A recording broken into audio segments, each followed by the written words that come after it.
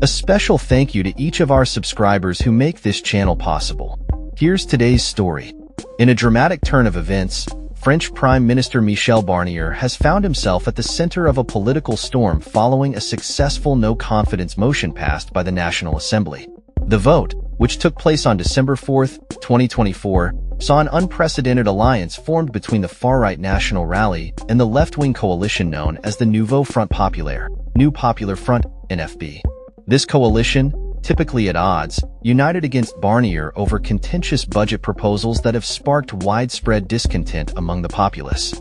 The no-confidence motion was approved by a significant margin, securing 331 votes in favor, well above the required 288 votes needed to oust the Prime Minister.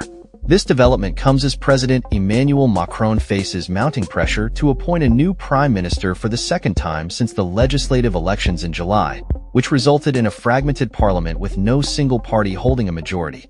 Macron, who recently returned from a presidential visit to Saudi Arabia, dismissed discussions of his potential resignation as make-believe politics. He emphasized his commitment to serving his full term until 2027, stating, "I'm here because I've been elected twice by the French people." The political landscape in France has grown increasingly complex, with three major blocs dominating the National Assembly: Macron's centrist allies, the left-wing NFB, and the far-right National Rally.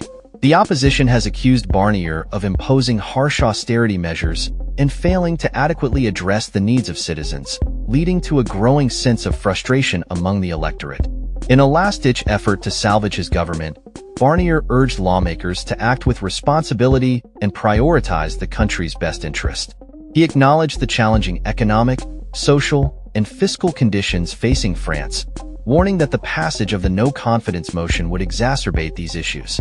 Marine Le Pen, the leader of the National Rally, echoed this sentiment, declaring that the nation has reached a critical juncture, one that could mark the end of Barnier's brief tenure as Prime Minister.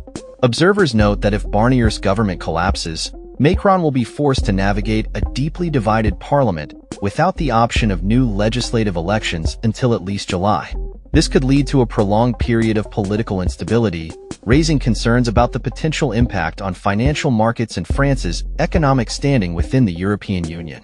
As the country grapples with a substantial national debt and a deficit projected to reach 6% of GDP this year, analysts warn that the current political turmoil could lead to increased borrowing costs and further complicate efforts to stabilize the economy. The situation remains fluid, with the National Assembly's decision potentially setting the stage for a new chapter in French politics. The coming days will be crucial as the nation watches closely to see how President Macron responds to this unprecedented challenge, and who he will appoint as the next Prime Minister amidst a backdrop of uncertainty and division. That's all for this story. We upload videos every day covering many different subjects, so hit that subscribe button to stay informed. Thanks for watching.